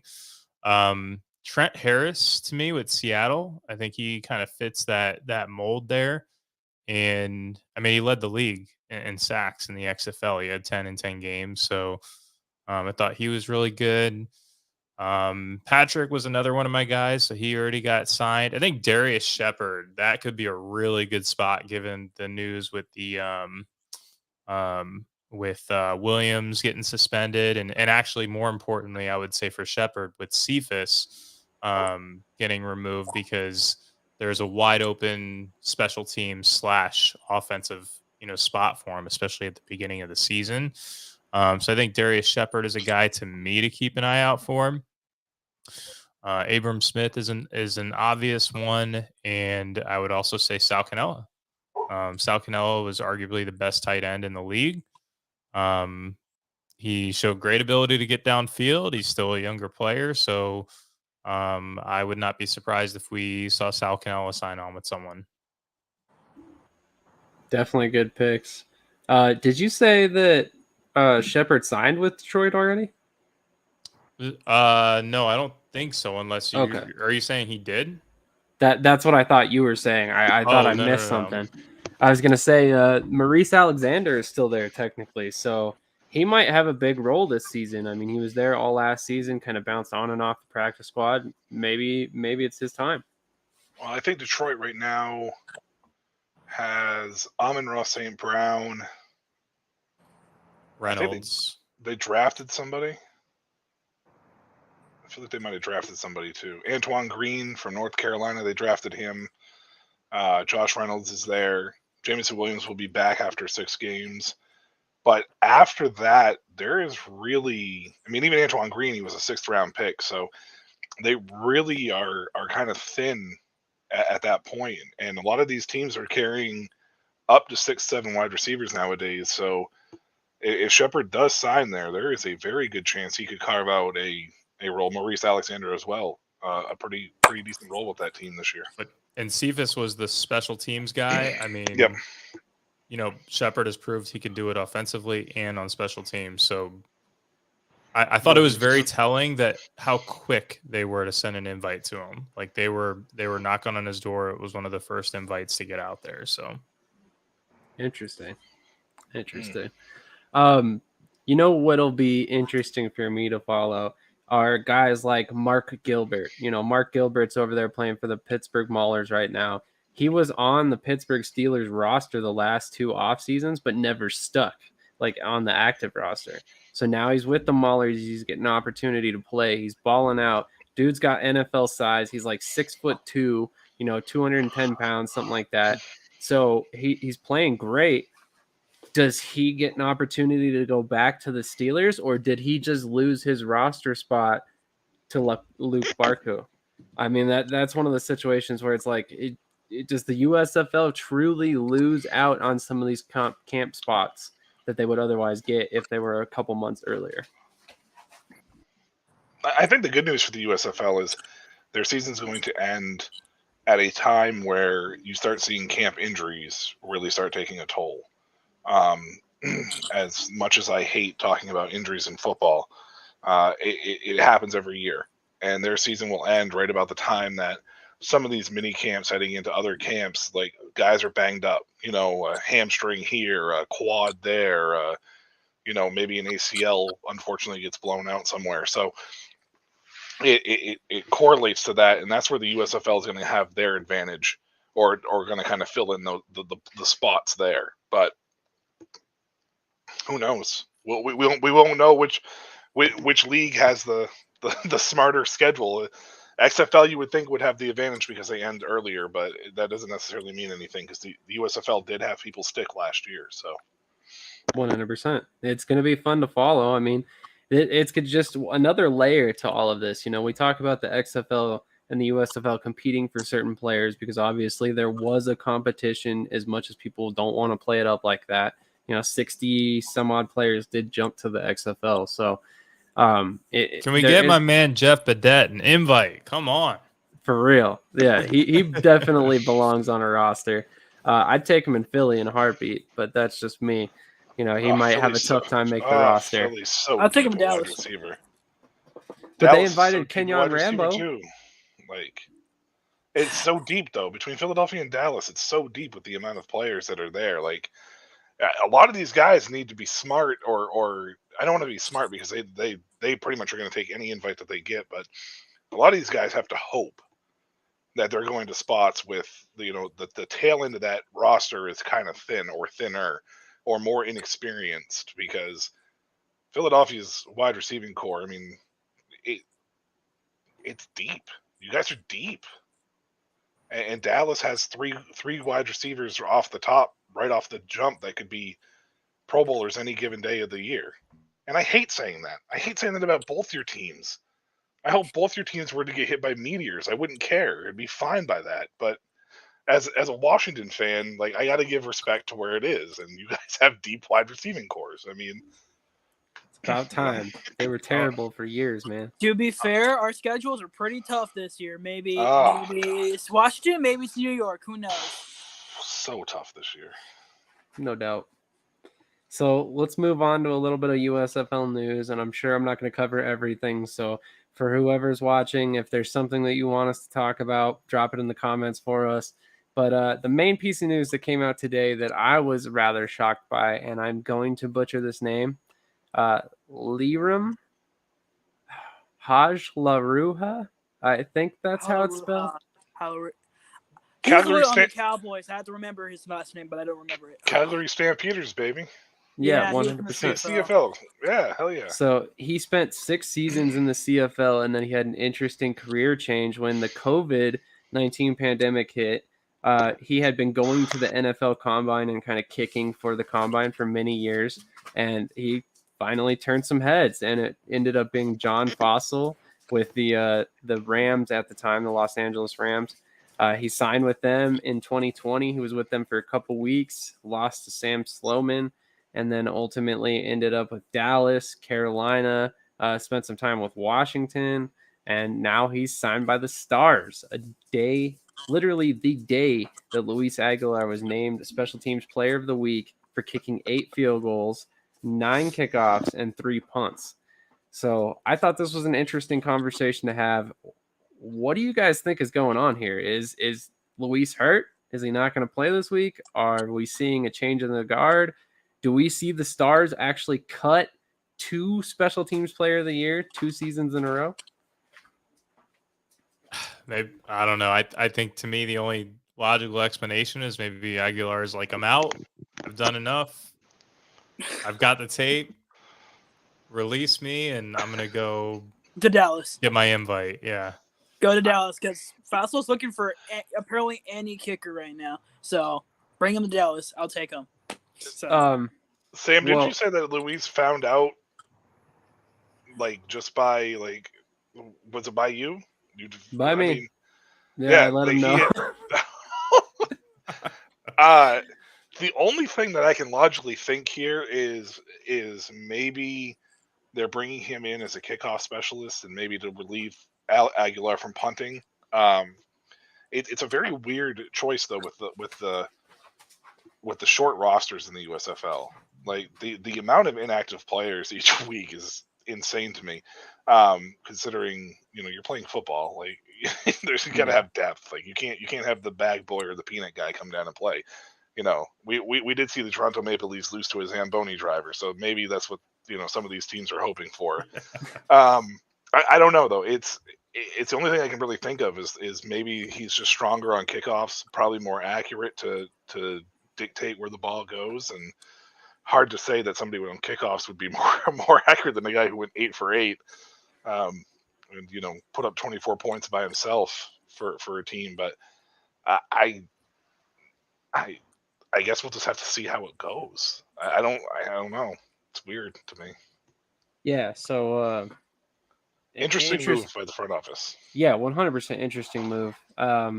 There's some ties there between Bart Andrews and this kicker that he has worked with in the past from the spring league. But Luis Aguilar, I just happened to be conversing with him about coming on for an interview. And then next thing I know, Mike Mitchell sends me a tweet and he's like, "Why are the Stars signing a kicker?" I was like, I have no idea. Let me ask Luis, who I happen to be talking to right now. So he wasn't aware of it at the time. He didn't allude to anything that he thought that he would be missing the game. So I personally think this is probably in a situation where you were talking about, Michael, maybe they're trying to relieve some of the load from him because 20 kicks in a game is a lot for any kicker. But it'll be interesting. I mean, I'm not really sure what to make of this. I think that you bring in a guy who's kicked, punted, and handled kickoffs, you're going to open up some questions for your special teams unit that just watched Luis have this amazing performance. So it's really interesting in my personal opinion. one of the things that I've seen the Stars do that I have no idea what's coming from it. So it's pretty It does interesting. seem relatively logical, though. I mean, his leg is probably tired. Like, didn't he get a penalty on one of the kickoffs after one of the field goals? Was that him or was that a different kicker? I'd have to look back, but that sounds correct. It's very possible, yeah. I mean, so maybe it's because of that. It's like, hey, we don't want you to kick your leg out. Like, we know, just focus on the field goals because we know we can trust in you on that front. And it's very possible. It's very possible. I mean, maybe they brought the other guy in to kind of alleviate Aguilar through practice and, to not overdo him. But I mean, I don't really know what kickers do in practices at the professional level. I know what they did for us at the college level, which wasn't much. So I go out there and kick 100 field goals and then not really 100, but go out there and kick a significant amount of field goals and then fill our water bottles or something. Pretty much. There you go. Maybe the water boy got hurt. maybe. No, I'm just kidding. I honestly think this has a lot to do with how many kicks that he put up this week. I think that's the only thing that really makes sense to me. But that doesn't mean that that's the case. I mean, literally, I'm not joking when I say that they released the special teams player of the week last season. Matt Mangle was our punter, kicker, kickoff specialist all at one. I think he had a game where he was 4 of 5, and I believe 2 of 2 or 3 of 3 on extra points. Don't quote me on that. That was midway through last season. But then he was released the following day. Him and Michael Carasosa both were released the following day. And that's when Luis Aguilar was signed. And Luis went several weeks without missing a field goal or an extra point. Although he's never been the punter that Matt Mangle was. That's not really his game. He's more of a kicker. But personally, if they're bringing him in as a punter, I'm all for it. Give Luis allow him to focus on field goals because he is really good at what he does. So I mean that to me is a smart decision, but I guess we'll see how things go. Was there any other news that I've missed that you guys would like to discuss from the USFL? Haven't seen anything. That was my thoughts as well. I just wasn't making sure. All right, let's get the USFL predictions for Week 6 out of the way. I was going to recap the predictions, but we kind of already did that earlier. So this week, we've got some interesting games coming up. The first game of the week is the Pittsburgh Maulers at the Memphis Showboats. So let's go to Michael first. What are your thoughts on this game? You said it was the Maulers and Showboats? I'm sorry. I was distracted for a second. I was reading something. Yes, sir. You said? Okay. So Memphis's edge rushers apparently appear to be, pretty stout. Pittsburgh's offensive line seems to be pretty solid. Troy Williams is able to move a little bit better than MBT does. Pittsburgh's on the upswing. I mean, they literally are in prime position right now to possibly take this North over. And that's something I never thought I would have said heading into the season. I'm going to take Pittsburgh here. I know the South seems to be stronger, but I think Pittsburgh's in the upswing, and they're just might be better than Memphis just slightly enough. And I'm going to say this score will be 27-17 Memphis. I mean Pittsburgh. Sorry. I say you're sending mixed messages here, man. Mark, just call me Krish. Okay, let's go to Mark next. Mark, what's your prediction of this game? I'm actually really excited about this game. I think both of these teams are kind of in the upswing. So I got Pittsburgh. I'm going to go 24-20 Pittsburgh. I think they lead the game for the most part. Memphis gets within striking distance, but not close enough. So I think Pittsburgh offense kind of outweighs Memphis's offense. Awesome. Pierce, what are your thoughts? They're both coming off wins, but I still don't believe in Todd Haley at all. Like, I don't think the Showboats are good. I still don't. And I just do think the Maulers are obviously way much up there going on to it. So I'm going to go with Pittsburgh, and I'll go 27-21. Okay, well, it's going to be a sweep for Pittsburgh. I'm going to pick them as well. I have them winning 32-18. I personally see Troy Williams progressing every single week that he plays. He seems to get better and better and better. I hope it continues because I've been a big fan of how he plays. I mean, I'm always a fan of mobile quarterbacks, but he is doing way better than I expected, especially after the beginning of the season. That was one of the things that Chris said that made a lot of sense. Troy Williams' first performance was ugly. So was James Morgan. They went to Williams, and ever since then, they've stuck by him, and it has progressively paid them off more and more each game. Moving on to the next game, we have the Birmingham Stallions at the Michigan Panthers. Let's go to Michael first.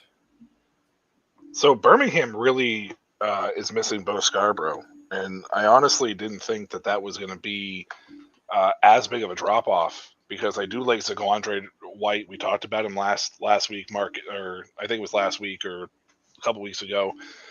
But for some reason, I don't know if Birmingham just doesn't trust him as much because they don't seem to be giving him the same kind of run plays and running styles. Try to free him up a little bit. I do hope that they kind of rely on that a little bit more here against Michigan. Michigan Panthers defense looked really solid at the beginning of the year. It's kind of tapered off.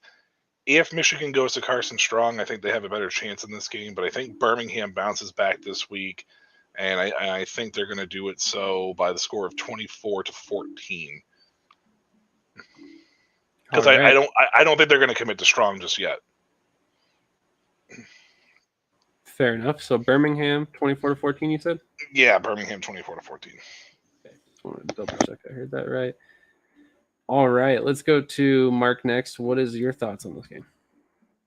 Yeah, I'm leaning towards Birmingham, just because I think the Michigan defense is really kind of this is an issue though. I think Michigan matches up defensively decently well against Birmingham. So I have an issue with this game, but I think Birmingham ends up winning 21-17. I don't think it's an easy game for them.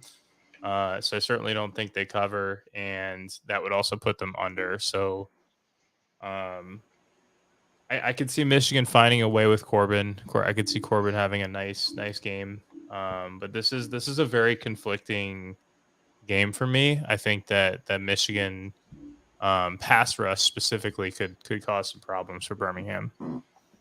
100%. Breland Speaks has been incredibly difficult to stop all season long. Christian, what is your thoughts on this game? This is such a hard one because, like you guys were saying, this is if Michigan plays their best, I can definitely see them beating Birmingham. I feel like Birmingham's right at the moment of vulnerability where they exactly how to hit them, you will beat them. That's what I see from them. It's they're still good, they can still win, but if you know exactly how to play the game, you can beat them. That being said, I'm kind of gonna go with Michael there and say that they just don't get strong just yet, and I do think it's gonna be a tight one. But I'm gonna go with my guys at Birmingham, 24-21. I'm gonna go with a game winner field goal. All right. Betting on Brandon Aubrey is not a bad idea because he is one hell of a kicker. So I'm very torn between this game. I personally didn't like what I saw from Birmingham the last 2 weeks. I think that Michigan is finally going to decide to go with Carson Strong for the full game, and we're going to see a good performance by him. I think they're going to pull out a victory, but it's going to be a tough game. I think 21-18 by Michigan. I will say Birmingham's injuries have absolutely been killing them the last 2 weeks. I think they're probably the most injured team right now in the USFL, so it's been rough. And Breland Speaks he's a game changer. So it is very possible Michigan win this game. I know I put my score at 24-14, but that score is much closer if I fully believe they were going to Carson Strong. I don't believe it just yet. That's fair. You could run the ball against them without Scooby, so Exactly. And that's the thing that really is the difference maker for me. Reggie Corbin, Stevie Scott. They realistically have the type of back that you want to pound either type of defense. If the defense is more of a quicker defense that's going to be able to keep up with a guy with Corbin, you put in Scott and you pound the rock all day long. If it's a defense like the Stars, they're a little bit more susceptible to a guy with a little bit more quickness. You throw in Corbin, you let Corbin eat all day long, and you see what happens. Quick comment that I wanted to pull up from our guy Tim. We have our Western Conference final. Dallas at Vegas, game 1 on Thursday. So, interesting. Was not expecting that personally, but I don't know anything about anything other than football. So my opinion does not matter on that fact. So moving on to the next game, we got the New Orleans Breakers at my Philadelphia Stars. This is going to be an incredibly hard game for me to watch, I have a feeling. Let's go to the resident Breakers fan, Mark. I do think New Orleans gets back on track this game. So the Stars have the worst rushing defense in the league right now. You got West Hills. I didn't have a huge issue with the Breakers offense. So I'll go ahead and I'll take the Breakers, and I'm going to go 28-17. Awesome. Okay, let's go to our other Breakers fan, the more OG Breakers fan. Michael, what is your thought on this game? Well, I mean, I'm not going to sit here and say the Stars are going to get run over, because I did that last week and look how it happened. But I do think New Orleans gets back on track this week. Philadelphia does, even though with the victory over New Jersey, if it wasn't for Darius Victor's, the turnovers, I don't think Philadelphia wins that game. And New Orleans probably played their worst game. Probably they're going to play all season last week against Memphis. They don't normally turn the ball over. I think MBT up until last week only had 2 interceptions heading into the game. So Philadelphia would need to have turnovers, kind of like Arlington would have needed turnovers against DC to win that championship game. And I don't know if they're going to be able to create enough. And Channing Stribling better be careful, because I think the New Orleans Breakers have one of the more complete wide receiving groups in the league. And I don't mean that biasly. I just think they are complete across the board. D. Anderson and Lee Morris, I think they're both underrated and can create matchup nightmares. And I think it's just going to be too much for Philadelphia to overcome in this game. I'm not going to predict as big of a differential in score like I did with New Jersey, but I think this game could be similar to what Mark's score was. And I'm going to say 28-20. I know that's not divided. I know that you can't divide that by 3, but maybe they get a touchdown in there somewhere. We can hope. Maybe it'll be on a kickoff return. Christian, what are your thoughts on this game? Yeah, I'm sorry, Sam, but I don't really see the Stars looking too great in this game. The Breakers are, like I said, they've been basically the most consistent team. And the Stars, like Michael said, they probably shouldn't have won that game. And they haven't really been looking good. And I do think they at least score some touchdowns this time. I actually a little salty on Mark, because literally just as I thought of the score, he told it, but I'm going to go with New Orleans 28-17. All right, that's fair enough. Well, give you guys a little bit peek into my Stars preview for this week. I have the Stars losing as well. I am going with New Orleans 27-21. Honestly, I'm probably giving the Stars more credit than they deserve on offense, although you can technically kick 7 field goals and get 21. So just throwing that out there. But I haven't seen enough from the Stars to think that they're going to improve dramatically enough to be, in my opinion, the best team in the league. I don't care what happened last week. Memphis caught them on a bad day, I guess, because that's really the only explanation behind them losing. The Breakers average over 350 yards per game on offense. Average. I don't care what league you're playing in. That is impressive. And the Stars just simply don't have the defense. We can't get to the quarterback right now. This past game was our 3rd game without a sack. And if you don't sack MBT, he will tear you up. And that's unfortunately exactly what I expect to see this upcoming weekend. And honestly, I wouldn't shock me if they scored over 30. It's sad to say for me personally, given the fact that I am a Stars fan, but I'm here to speak the truth and not necessarily be biased about my team all the time. So definitely going to be a rough week for me to watch, I have a feeling. Moving on to the last game of the weekend, we got the New Jersey Generals and the Houston Gamblers, which actually could end up being one of the best games of this weekend. Let's go to Pierce first. What is your opinion on this game? So, like you said, this is probably the one that catches my eye because the Generals have been, I would say, maybe the second most consistent, where they actually win or lose, but they kind of stay consistent where they're at. While the Gamblers, obviously, they just beat the Stallions pretty solid. And, I really expect this to be pretty much a solid game. But I am going to give the Generals just the edge with, the coaching with Lincoln Riley, because obviously he was Coach of the Year for a reason. And I think he's just going to beat him out with a better strategy and game plan. But I do expect this game to kind of be a little step back. So I'm going to go with New Jersey 21-17. That's fair. Mike Riley, not Lincoln Riley. But I know you know that. That was just a slip. Michael, what is your thoughts on this game? This game is extremely interesting to me because it comes back down to DeAndre Johnson and his injury, because I'm pretty sure that he got hurt in the game last week, and that's why Kyle Lauletta came in at the end of the game there. If DeAndre Johnson's healthy, I don't like Chris's idea of a two quarterback system there in New Jersey. We saw it this year. It was not really working very well, and that could be Prukop versus Lauletta's, experience versus inexperience, whatever you want to call it.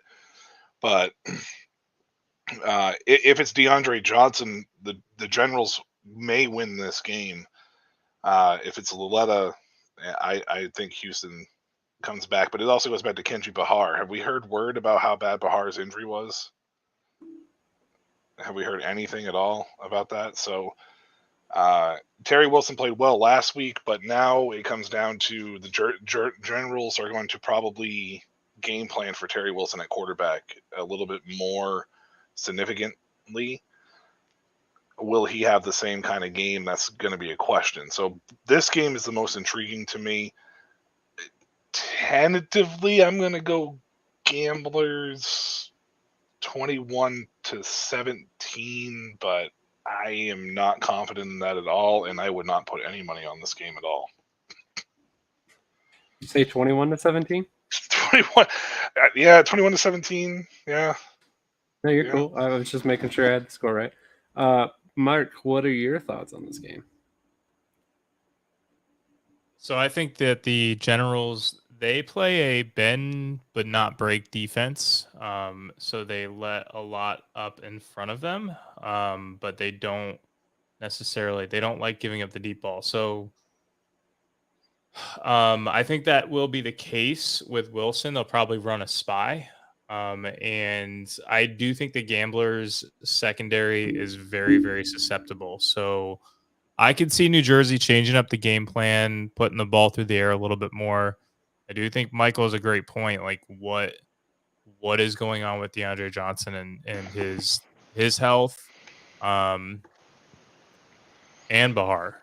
So yeah. It's very hard to predict when you don't know what's happening with both quarterbacks. But I will go with the Generals, and I am going to run with the Generals 24-13. Wow, right. 13 for Houston. Interesting. I thought you would have put a closer score on that. I would say Generals 24-17 if I knew DeAndre Johnson was playing and Bahar wasn't. I mean, it's just without the quarterback situation being figured out here on Monday, it's very hard to really put a true prediction in. That's like what fair. The question is like, how can they defend the run? Can they stop Mark Thompson? Because that's really going to be what, right, in my opinion, the difference. And to me, Generals still have the best defense in the league. So it's if any team's going to stop Mark Thompson or slow him down, it's going to be the Generals. It's just a matter of whether or not that they can. Interesting. Yeah. Good thoughts on all fronts. Man, this is I personally, like I said, I think this might be the game of the weekend. This is going to be a really good game. These are two of the better run games in the league. You look at Mark Thompson, and I understand that Darius Victor just had 3 fumbles, but you got Trey Williams there. He's solid as well. So if Victor is, in the doghouse this week, I have fully confident in Trey Williams to carry the load. And man, I really honestly think this could be a higher scoring game than people expect. It wouldn't shock me to see both teams score over 20 points. I think I'm leaning Houston. I really like what they've done over the past couple of weeks, regardless of who's in at quarterback. I like how they were mixing in Terry Wilson. I'm going to go Houston. Say 27-24. It's going to be a good game. And honestly, I said that score could be over 20, but that's probably a little high, to be quite honest. But it'll be interesting to see how this game shakes out. Pop quiz for you, Sam. Yeah. 2019 Trey Williams. Which team did he play for in the AAF?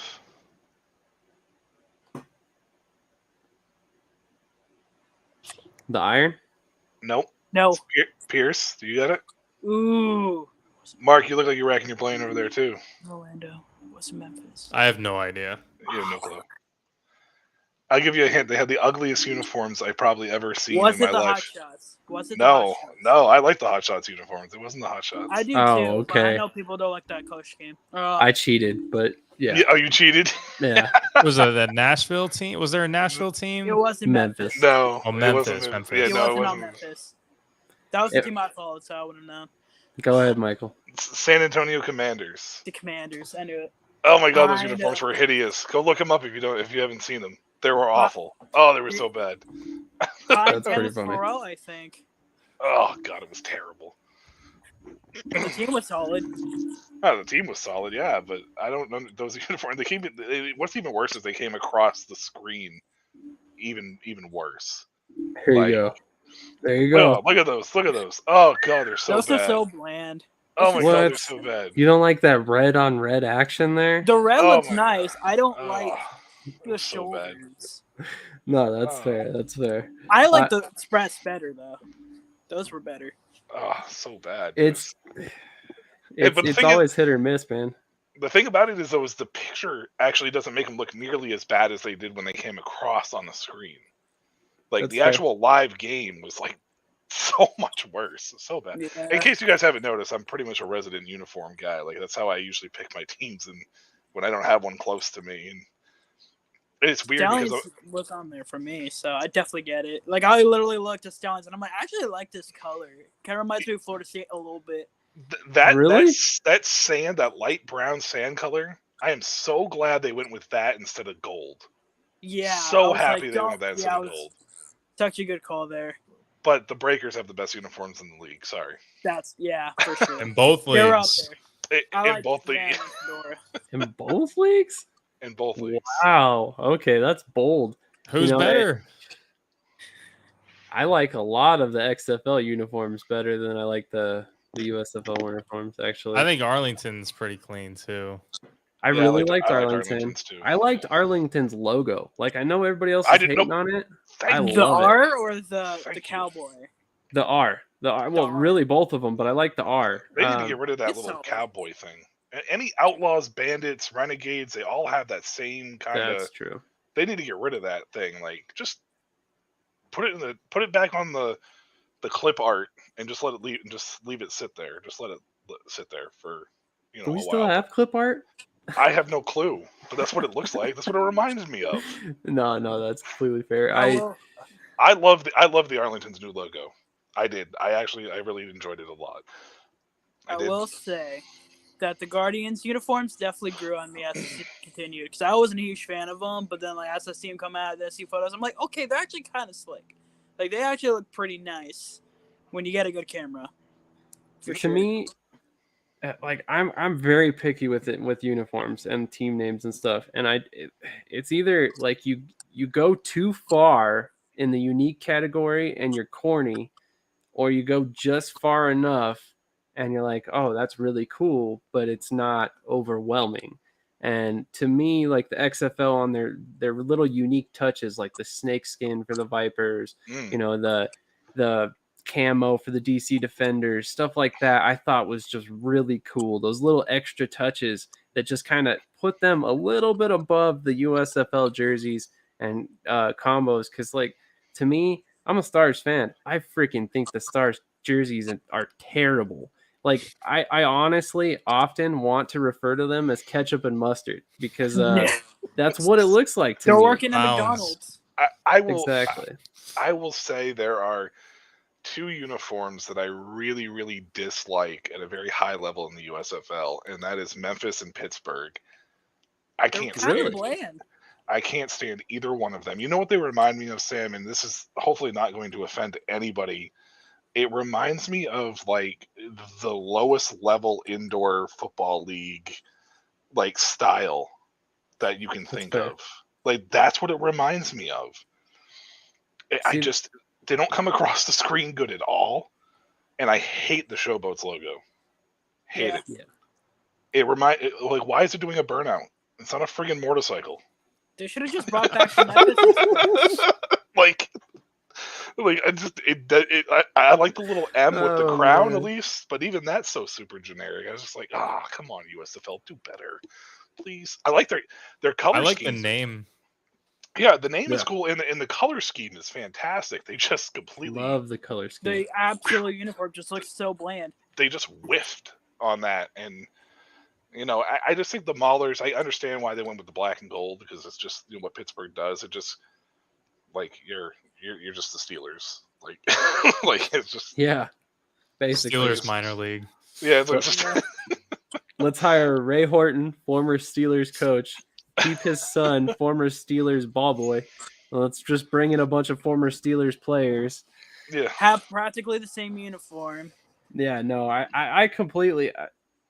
If you were gonna go black and yellow, why did you not do it in year one?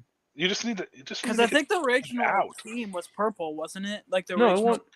You're right. It was, but at the same time, like, it just, to me, it was like hindsight. People were like so appalled at the USFL Maulers jerseys last year that they're like, oh, That was we what better was change supposed that. to Well, I And- mean, let's be honest. They were not very.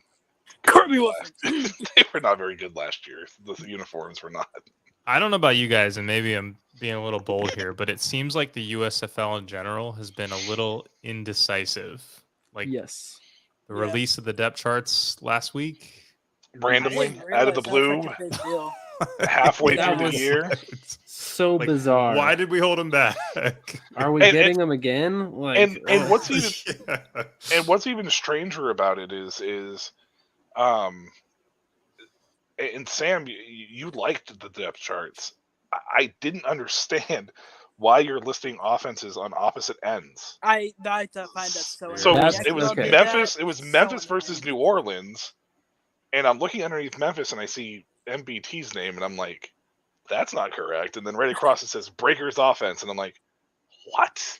And Yeah. sure enough, each game was like that, and I'm like, I see what they were trying to do because it's like offense versus defense type deal. But at the same time, if you were going to do that, it needed to be aligned a little bit different. What I liked about them is the fact that you had like the first cards that I was sent, right? They had the full roster. First, you had a full roster, number, everything, which I thought was awesome. Very well done. And then you got the depth chart.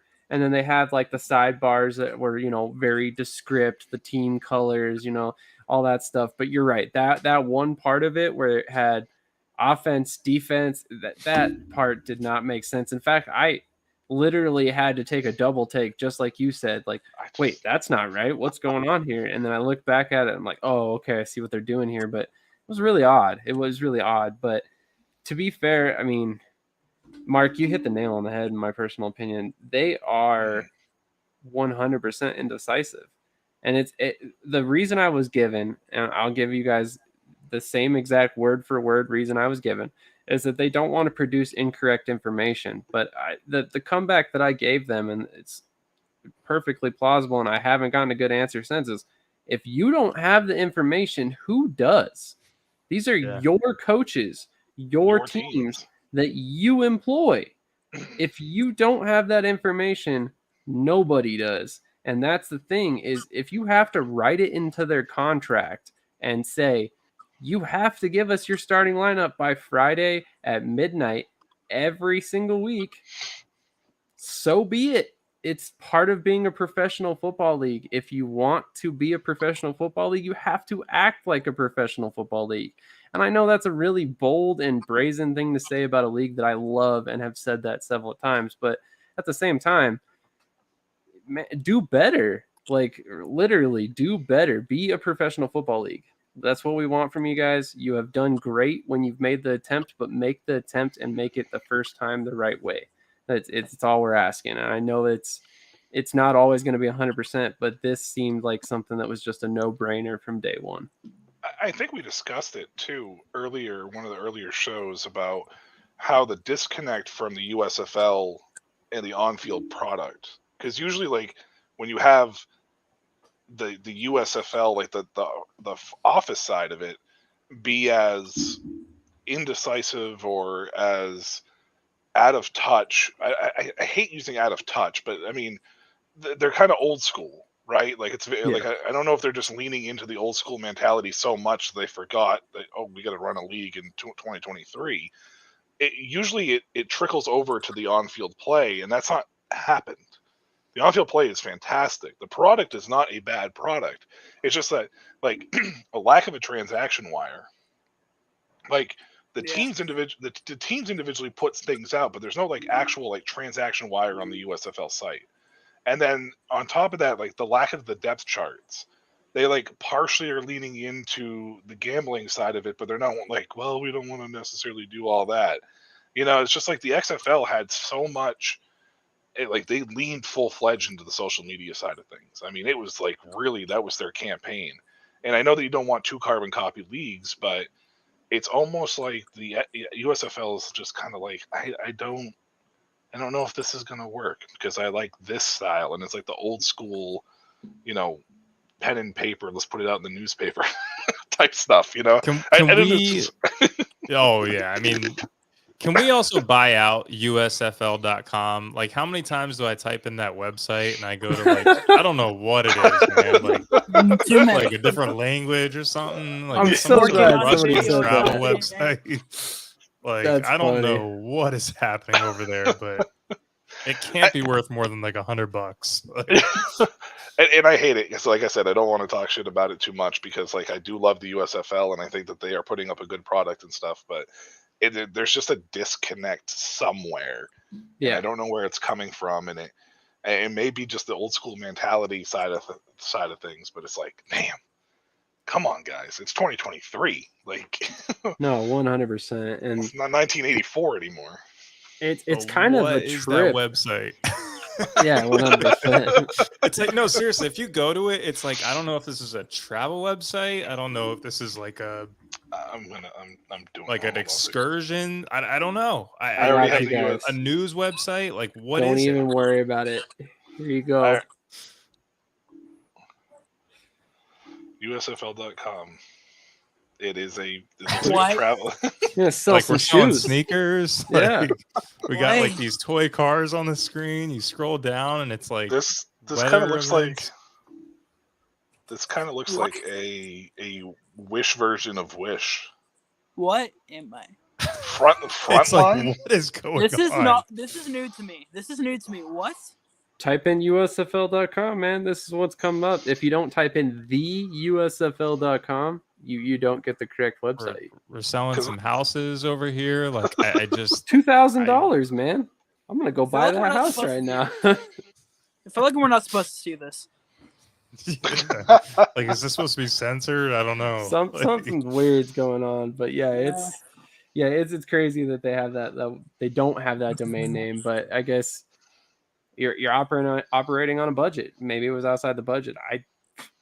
I've never seen that company before. I've never done any research on it. Maybe they're multi-million dollars over there. Who knows?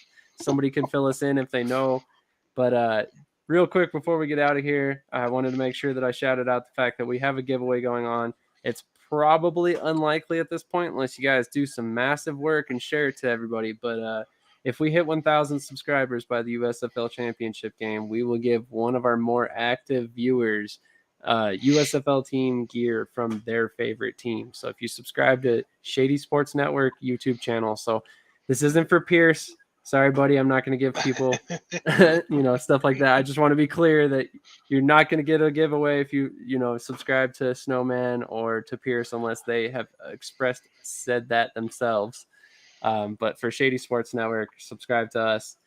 Come on over, check out what we got going on. And then stick with us, and we will get you some gear, hopefully, by the USFL Championship game.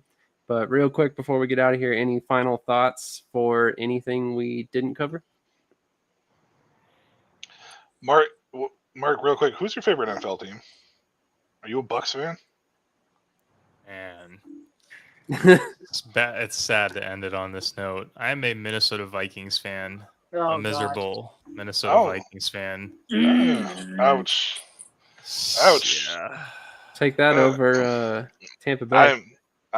Sorry I asked that question. Yeah. I just want to say one more thing. Oh, sorry. I was just going to say, Kirk Cousins, it's like... Oh, trust me, I know all about Kirk Cousins. There's just a ceiling. Like, it's just... I know about him, too. You're not going anywhere with him. He's good enough where you're competitive, but you're never going to win a Super Bowl with him. So 40-3. Yeah. And I do want to say one more thing real quick is some of the free agents that Sam and I have come across that don't have teams out there is just continued proof that the player pool is deep enough for both spring leagues, because there is a lot of talented guys still out there that are looking for jobs, and the fact that they either have to look foreign, whether it be Canada, the ELF, or LFA, is insane to me, even with the two spring leagues. But it just goes to show that there is some talented people out there, and the spring leagues do work for that factor. So it's mind-boggling how people don't think that that's true. So that's 100%. If you're a team watching this and you need a running back or a wide receiver, hit me up. Paul Terry needs a home.